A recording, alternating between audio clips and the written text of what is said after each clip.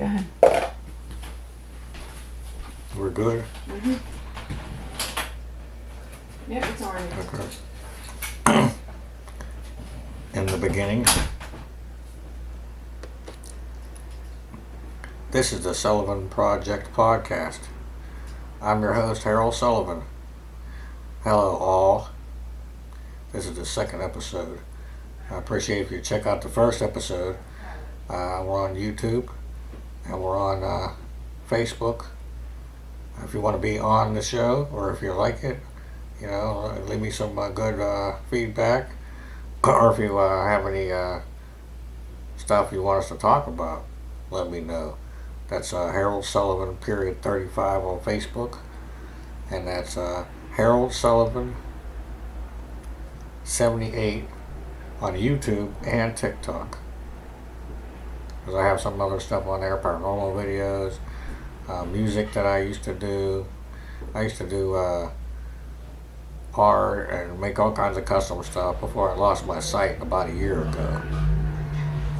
I was born disabled and I've been in a wheelchair since I was real young. You can't judge a book by its cover. Everyone has a story, and that's what this podcast is about.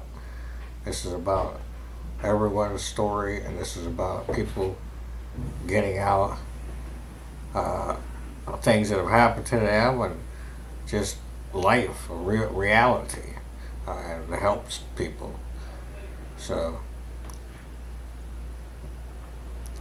we talked a little bit about me just briefly there, and I'm going to get into a few more things here. I have a list of people that have passed away. I have like close to 30 people in my life, individually though, not like an accident. Well, some were accidents, but not like group accidents or it was just individually. And I'm trying to remember the names, and it's hard to remember them all, so I'm going to repeat them sometimes. And just my way of shouting out.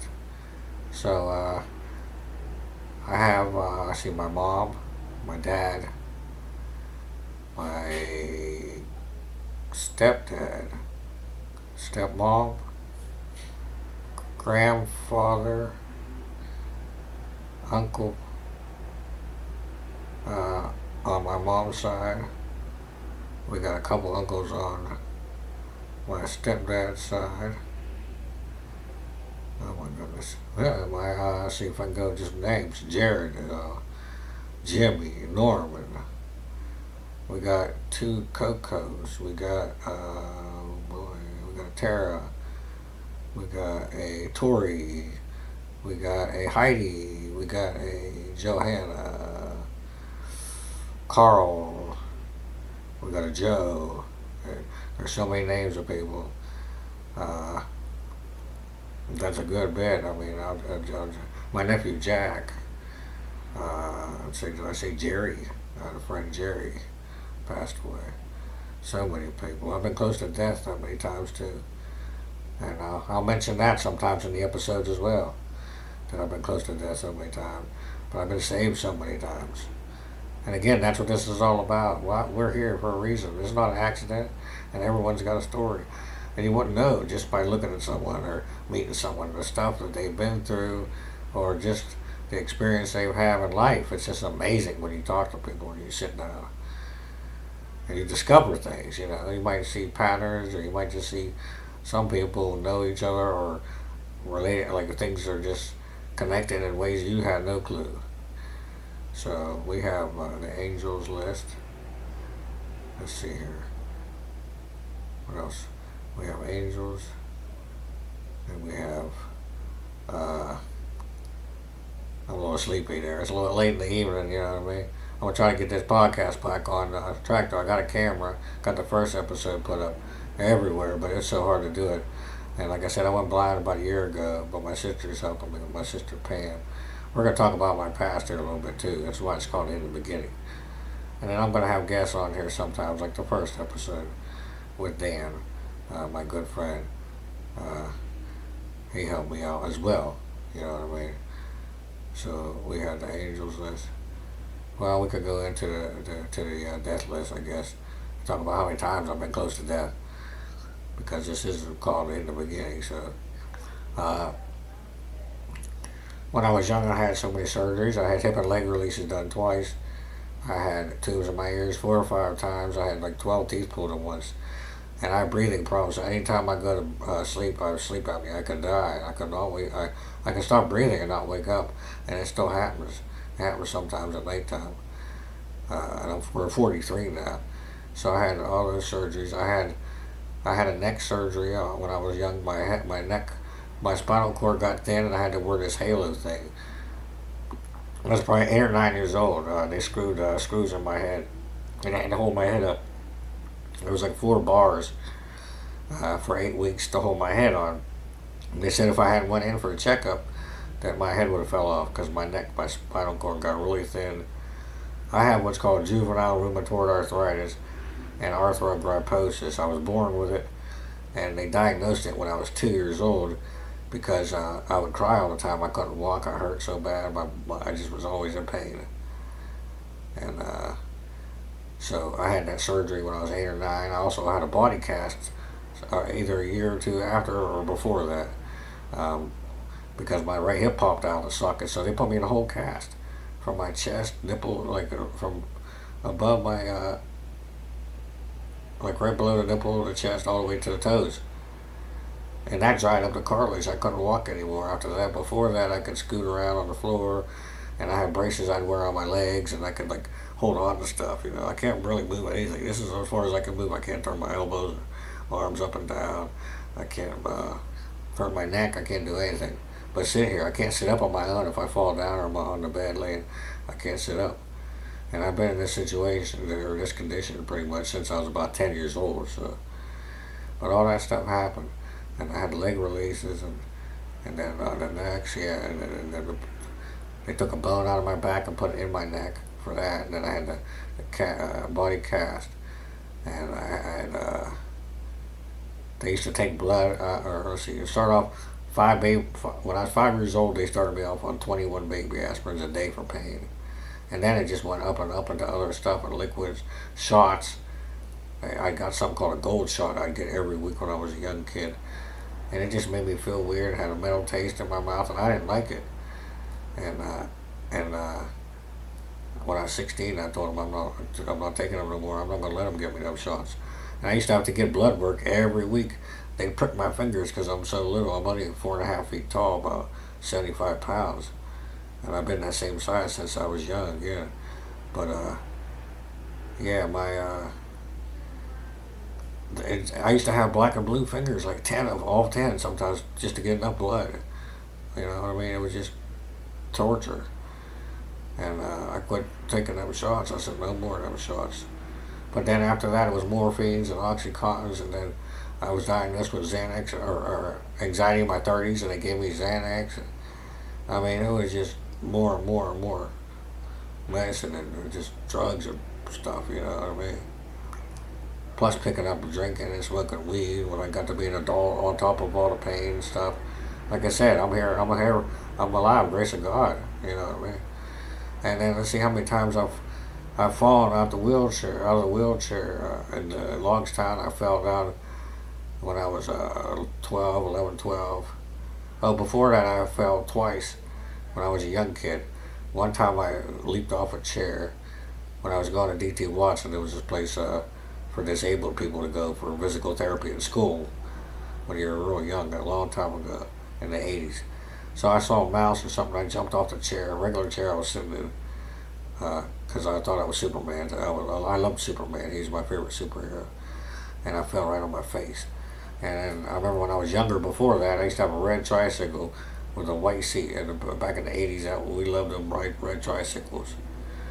And I went down the front steps on that. I remember the screen door opened and I fell on my face. I was waiting for my dad to come home from work because he used to bring me home toys. That was before him and my mom got divorced. I was like 5 or 6 when that happened, so I was real young. And my sister told me recently that I wasn't supposed to make it past a teenager. The doctors told them that, and I didn't know. My sister Pam. But I always felt like every day is a gift, and no matter what kept happening, you know, We're here for a reason. We're not just here. It's not an accident. There's no coincidences.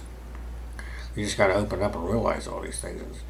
And once you come online, you know, you think different. You just know things. You know, you understand. That's where That's where I'm at. Just knowing things. You know. Uh, so.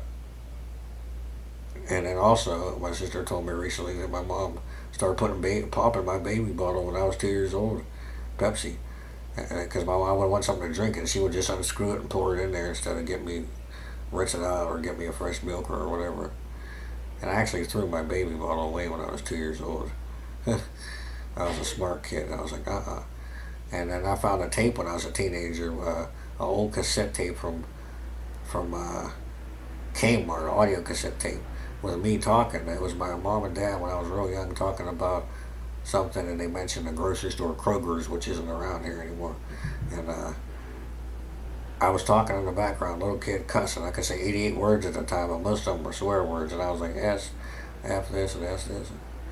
You know, I try not to swear too much anymore. Like, that's the only thing I really do since God saved me, you know, about a year ago. And I'll talk more about that. Well, in the first episode, I talked about that actually with Dan. So if you want to go check that out, and I'll talk more about that here in a moment. But I don't do anything bad. I don't sin no more or anything. I'm trying not to do anything bad or just, I'm trying to live clean as much as I can. So I don't have to carry stuff with me, you know. And so I can feel better because I really do. The cleaner I feel, or the cleaner I get, as far as everything, not just, you know, not doing all them pills and alcohol and all that, but as far as the stuff you eat, the stuff you listen to, and just everything, it all affects how you feel. So I'm just trying to be better as a person, feel better, and when I pass on to that next, whatever it is, I want to be better. You know, I want to be have peace. But I'd like to have that here too, and I want to help people what I've been through, and I want to help them with what they've been through. You know, so more times, yeah, I fell in Logstown, the wheelchair. I fell out of the wheelchair and landed on the road, almost going to the sewer. And the neighbor saw me. He was painting the roof, but he couldn't do nothing. I was like 11 or 12 at that time. Man, I've fallen a couple of times. I've set myself on fire 2 or 3 times. You know, one time I was laying the blunt. One time the match rolled off of the table and caught my sock on fire. My leg got on fire. One time I was burning a hockey mask, a custom mask I painted. And it just caught on fire. And then the wax just dropped on me and started melting my leg. So, yeah, I've had lots of close to death as well, you know, and I couldn't imagine people being on fire. Just a little bit burnt so bad for months and months, you know, and I didn't go to the doctor. I just put some of that Sullivan cream that they give you for everything, and it went away eventually. But yeah, all that happened when I was younger, before I was even 10, 11 years old. And let's see here. That's where we moved. We lived in Logstown. Let me go, or Limar. Let me go back to actually West Alcopa. So I was born in 1978. That's actually the year 2 of my favorite movies were Superman the movie, and then Halloween '78. And my mom and dad got married. I don't know much about my dad's side at all. I don't know if he had any kids. I don't think he did. I don't think he was married before that. I don't know any of his relatives because he came from some other state or somewhere. I barely know anything about my mom's side. But I have 2 sisters older than me, Pam and Lori, and they have different dads than I do. So my father is separate. So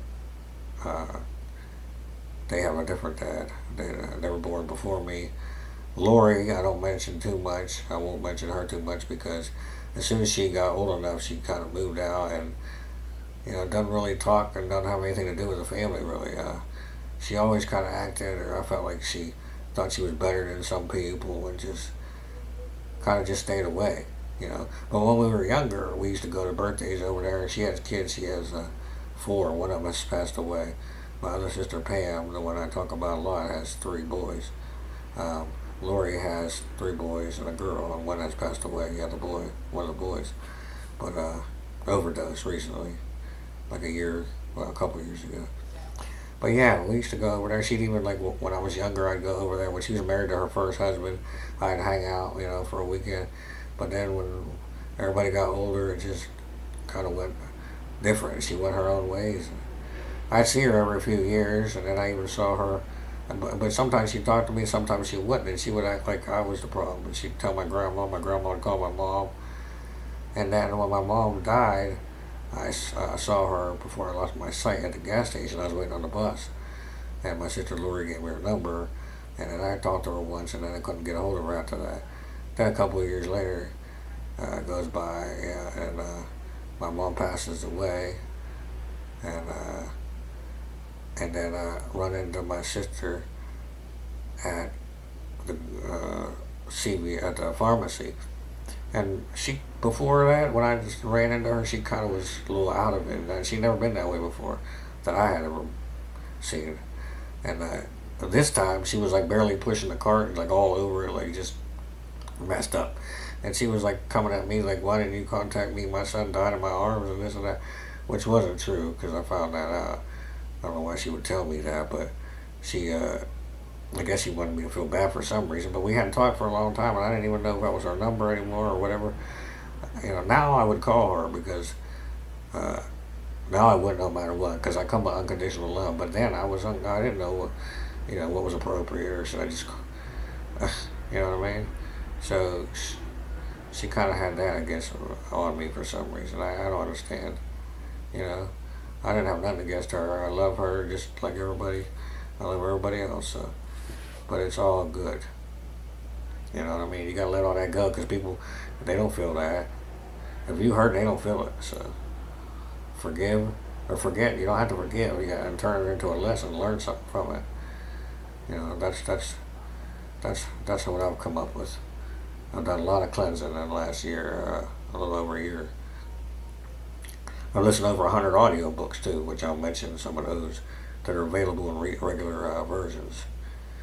So, again, I appreciate leaving feedback if you like the podcast.